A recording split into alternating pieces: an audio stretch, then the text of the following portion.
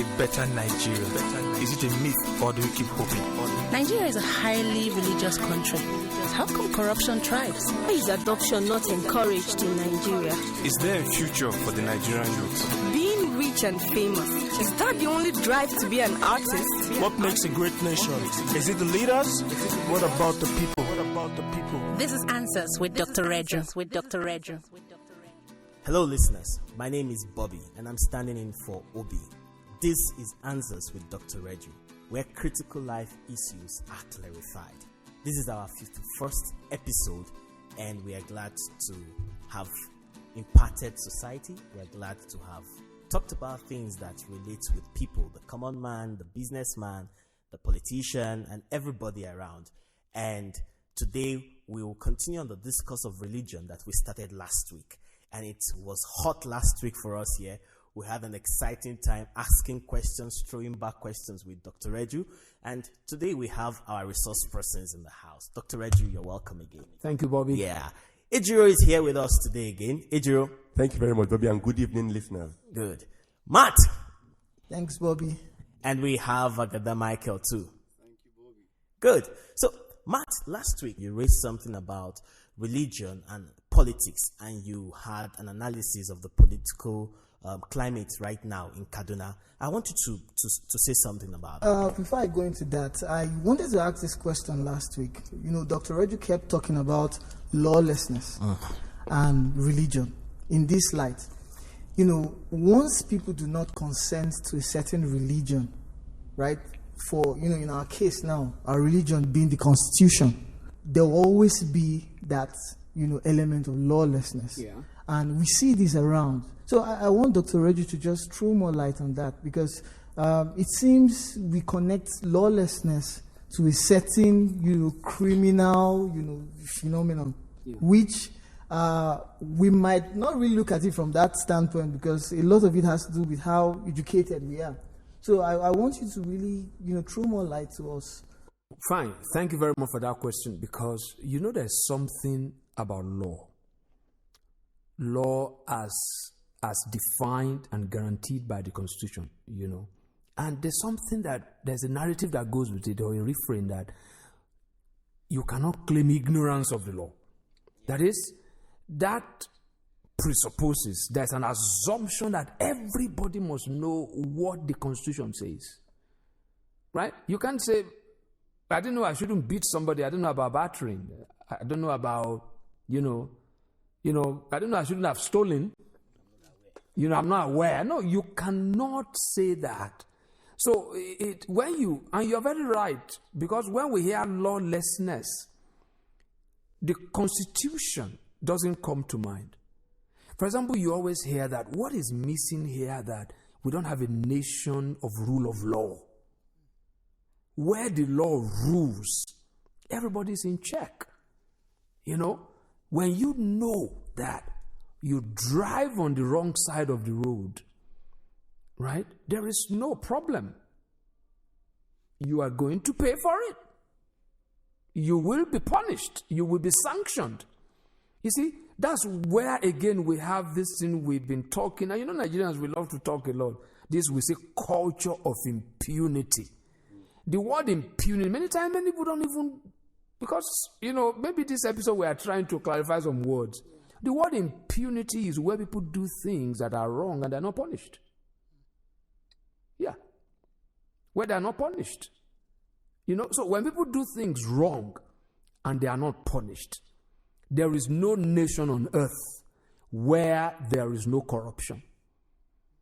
The difference is, in some nations, the corrupt are not only arrested, they are also punished. Look at what just happened with the Panama Papers. You know, that everybody's reading in the papers and all those kind of things.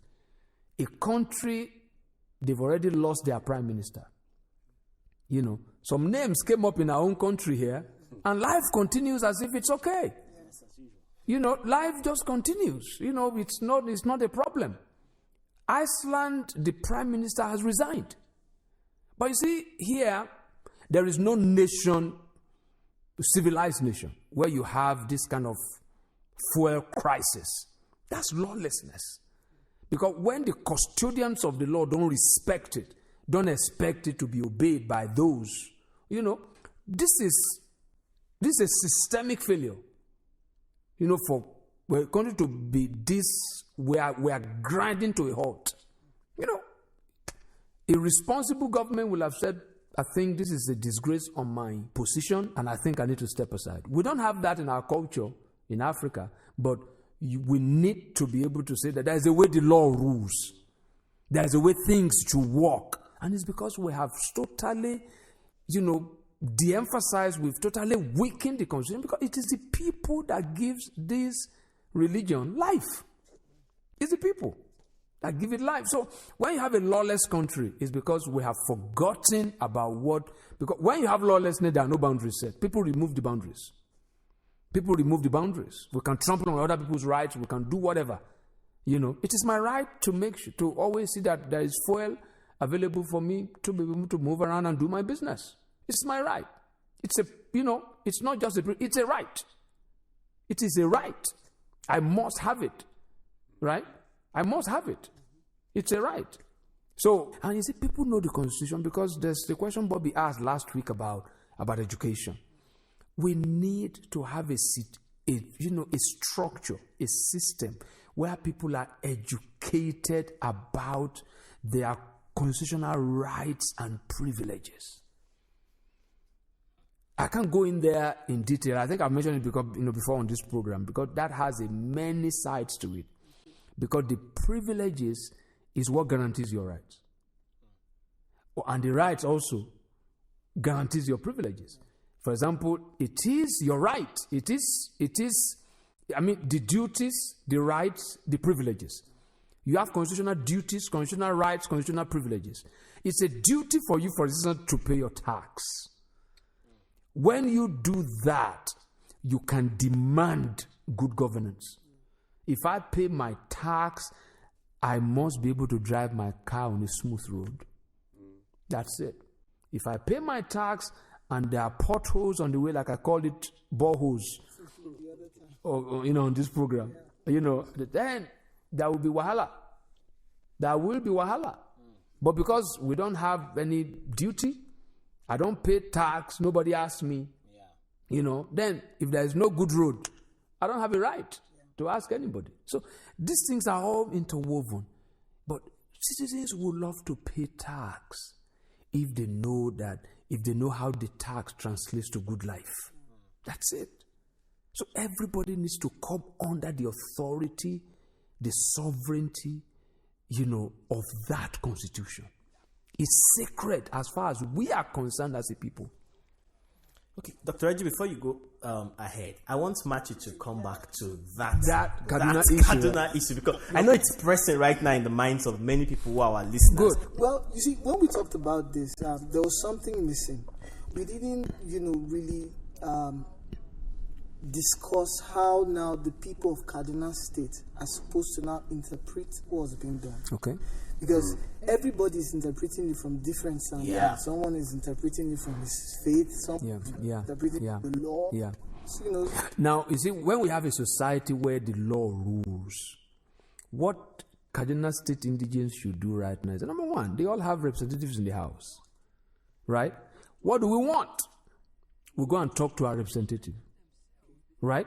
The representatives themselves, before they make any contribution to the debate of that law, they should confer with their constituency.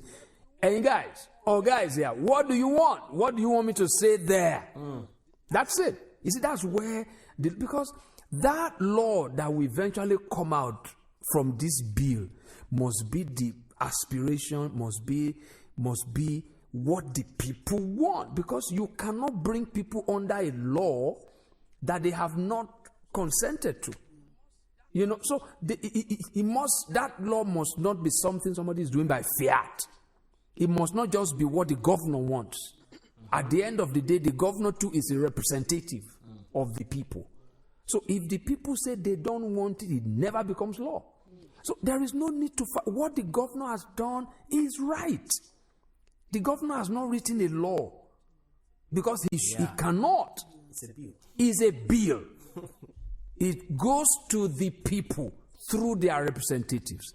So what everybody should be doing now is to contact their representatives and say, this is what we want.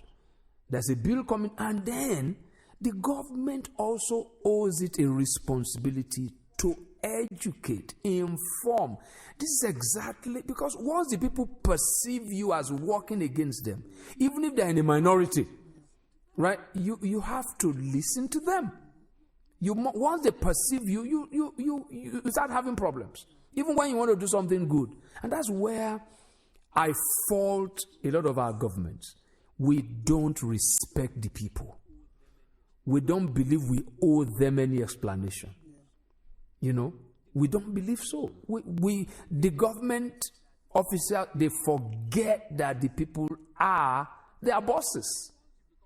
And the people too, once you become president or governor in Nigeria, you are Baba. You are Baba. And that is so destructive. It's so destructive because of our history of monarchy and all those kind of things. Nothing wrong with monarchy, but the king too should know that if I am the only wealthy people in this, in this kingdom, then my kingdom is been undermined. The wealth of a king is not seen in the king, is seen in his people. So those are the kind of things the government owes it as a result. They need to learn that, inform the people, right? Educate them, explain what you are doing, right? It's like this fuel crisis. Information management is the key here. I believe with the current level, I don't have my facts, but with the current level of fuel supply or availability, there's no need. This is panic. This is panic. And then we don't have a situation where we really know that the government is, because people still say that we consume how many million liters a day. That's a figure that's been given out for the past maybe 10, 15 years. How many cars were on the road 15 years ago? Right? How many homes have generator 15 years ago? The number of liters of fuel that we consume today, we have not been able to provide, because we don't have the truth. We don't have a working government. So that's my take on the Kaduna issue. There must be information back and forth. People must know that you can't just begin to criticize the government. The governor, as things stand, has done nothing wrong. He has not written a law. He has only written a bill. That's going to the house. The house where you have, that is where the people's representatives are. So go talk to your representative and say, this is what we want. If the guy does what is not right, recall him. Those are the things that the nation, we've not. It's in the constitution, but I don't think it's ever happened in this country where they recall an elected officer. I don't think it has ever happened. Somebody you vote in, you can also unvote. You sent him there, you can call him back home. It's as simple as that. You send your kid to a school is misbehaving, you can recall the child. You withdraw fees. You tell the school, please, I want to remove my child. So it's as simple as that. Yeah. But the procedure that one goes through, that's the reason why I said anybody that is aggrieved, they first of all understand the bill. If a church is afraid that they're going to make a law against them, get a lawyer to explain it to you and what should be, because churches are made up of citizens, right? Yeah. If what your pastor tells you contradicts what the Constitution says, please believe the Constitution. Because the Constitution is what gives the pastor a role. It's as simple as that. If what your imam tells you contradicts the Constitution, believe the Constitution. The Constitution outranks the imam, outranks the pastor. Yeah. Okay. Our listeners, don't forget that we are discussing religion, and we really started that from last week. So we're going to take a commercial break, and then we'll be back to continue this. Thank you. There are cooking oils and there are cooking oils, Of course. There are those that foam like soap when you put them on fire. And there are those that go to sleep after a few days. There are even those with funny odors that make neighbors wonder what's happening in your kitchen. I beg, don't kill me, oh. But then again, there is Grand Pure Soya Oil, made from pure soya seed. Grand Pure Soya Oil is cholesterol-free, which makes it ideal for the heart and health conscious. It neither foams nor fumes, neither does it congeal even at low temperature. Grand Pure Soya Oil is also endorsed by the Nigerian Heart Foundation as heart-friendly oil. Let me go and get my own Grand Pure Soya Oil, Joe. Oil that doesn't smell or sleep.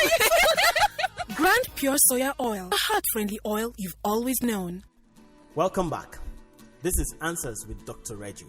If you're just joining us, the WhatsApp number that you can use in joining this chat is 081 44 56 9000. Let me take that again.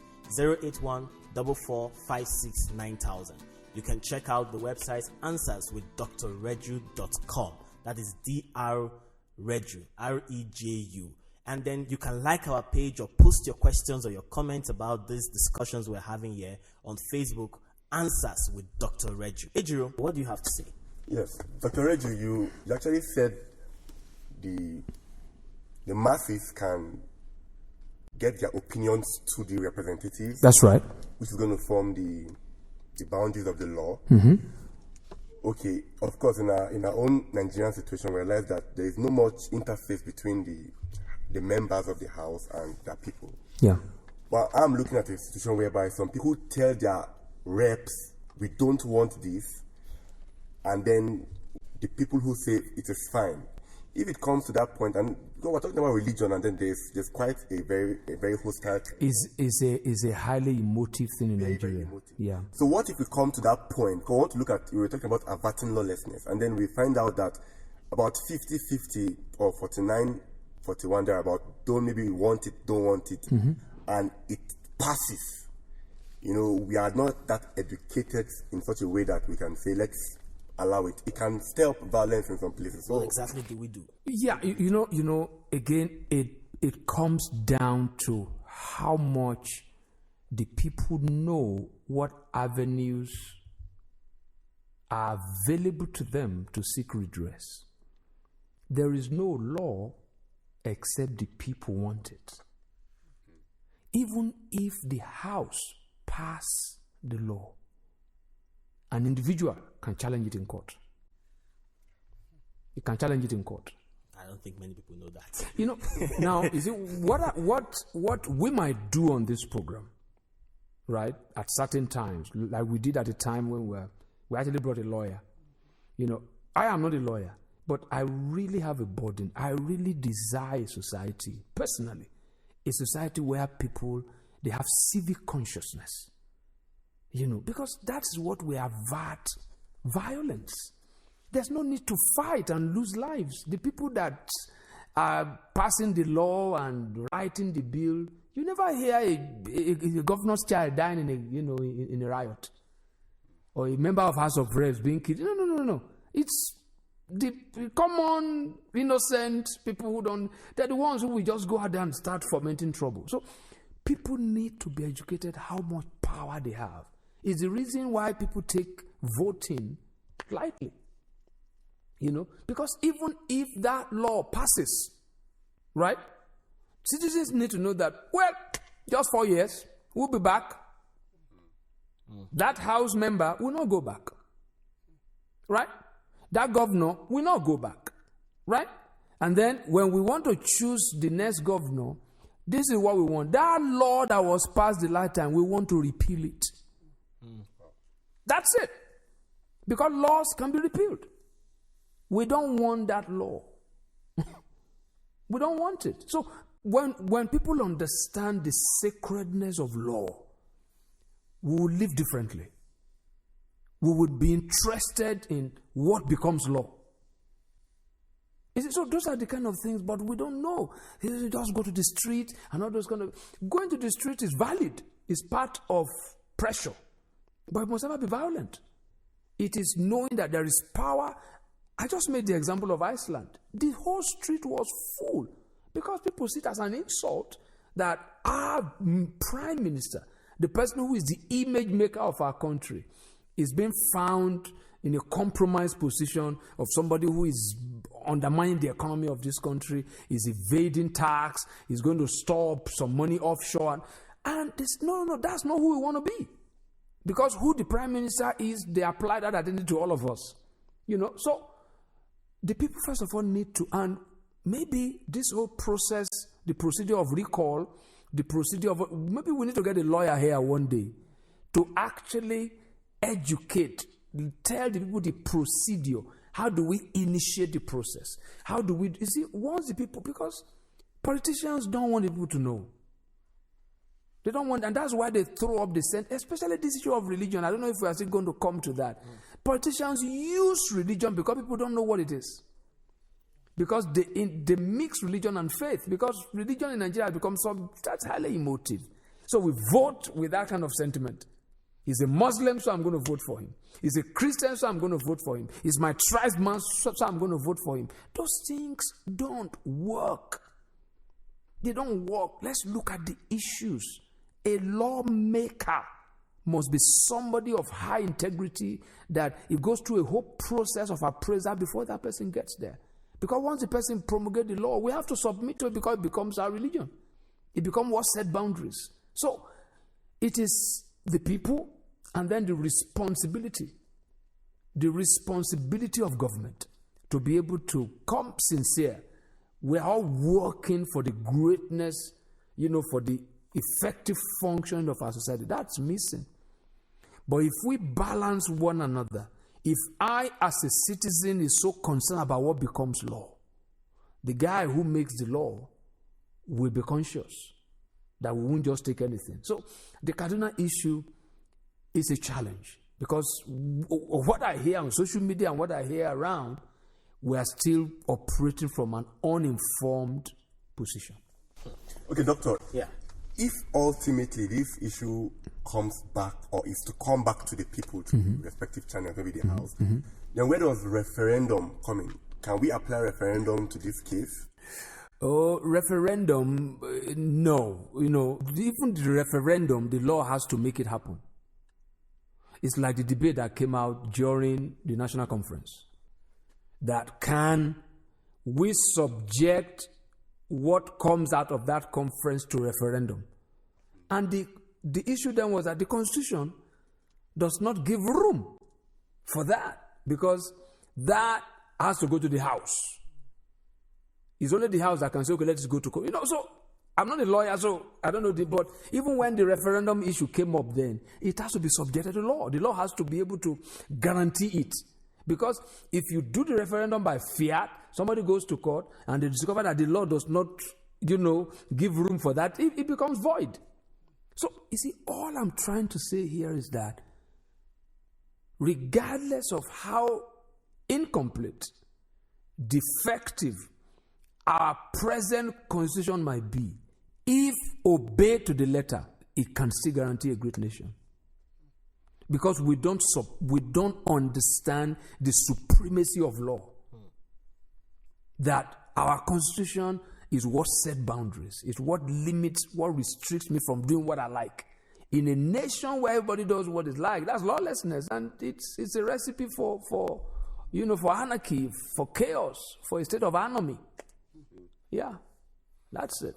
Dr. Reggie, one of the things that you're beginning to do today in this episode is to inspire people to not just know that they have power, but that they need to know how to use that power. Absolutely. How to use that and build the nation. So, can I ask, what channels, do people need to deploy?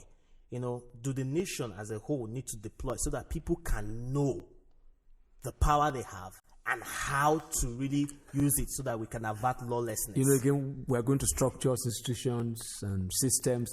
For example, there is a whole parastatal called the National Orientation Agency. Yes.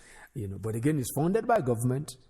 Now, people don't even know that when you hear funded by government, you already see somebody who is working against you. Mm-hmm. Government, we give them authority. But the National Orientation Agency is the one who is supposed to educate the people, orientate the people, create an awareness of what's going on, what you can do, right? But many times, these agencies don't do their work. They just collect allocation, and sometimes the offices are closed. For example, look at the Freedom of Information Bill. I believe it became law, right? It's one thing for that to have become law. It's another thing for citizens to even know how to use it. To know how to use it. The National Orientation Agency, and then we must have other private, NGOs and all those that actually exist to educate people civically. And then those things are there in terms of structure, but how they are effectively being done is the issue. When you go through elementary school, high school, those things should be given that you know. Again, I use the example of my visits to the West and those kind of things. American history, right, is a major subject in most schools, either private or public. American history. American history. And you see, it's been so structured that you can't doctor it. Because sometimes we read history of Nigeria, it depends on who you are listening to. Yeah. It has been doctored. They want you to believe something. But because it's something that has been going on for years. It has age to its side. It's been something that it's been woven into the system. You can't bring your own version. You cannot. And that's where we need to get back to. That's why on this program at the time we actually recommended some books to Nigerians, especially the youths. Get to know our history. There have been many versions. Read all. Analytically. Reflect on it. You will see, you will read between the lines. So because we don't know our history. And if we don't know where we're coming from, there's no way we can journey forward. Mm-hmm. That's the reason why I was telling somebody who's still calling for this sovereign or whatever, not sovereign, national conference, I said, the issues in Awdr conference of the 60s is still the same issue we dealt with in the national conference that good Lord Jonathan set up. We don't understand the power of nationhood. A nation that doesn't respect its laws, hold it as sacrosanct, as sacred. We can't. We can only mouth it that this great nation. No, it doesn't happen. Yeah. Thank you, Dr. Reju. It's been exciting having this discussion. Thank you, Dr. Reju, for being with us today. Thank you, Ejiro. Thank you, Matt. Thank you, Agada Michael. To continue this discussion, it has not finished. So you can hang out with us on our WhatsApp number of 081 44 56 9000. 081 44 56 9000. You can actually like our page on Facebook or post your comment on Answers with Dr. Reju on Facebook. You can do that. Next week, we will have our 52nd episode, and you don't want to miss that. Thank you so much.